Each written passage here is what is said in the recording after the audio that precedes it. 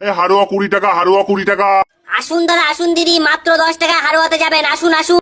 এই টোটো, তুই আবার 10 টাকা করে ডাকতিস? আমি তো ডাকতি 20 টাকা করে, কি বল তুই 10 টাকা করে ডাকতিস?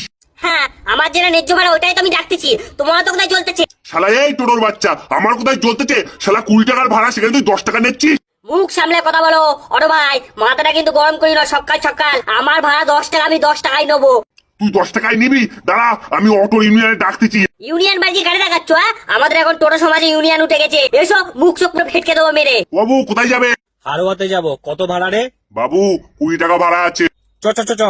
বাবু এখানে এসো, 10 টাকায় নিয়ে যাবো আমি হারোয়াতে। কি ব্যাপার অটো? এখানে 20 টাকা, ওখানে 10 টাকা।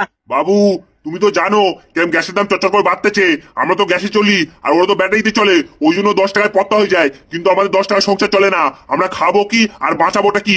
ওই জন্যই তো 20 টাকা করে ভাড়া নিচ্ছি। না না অটো, আমার কাছে 10 টাকা আছে, আমি টোটোর সঙ্গে যাব। এই চল টোটো দাদু চল, দেরি আছে, আরো যেতে হবে। টোটো তো দেখে নেবো। আরে যা রে, তোর মতন কত এলো কত গেল।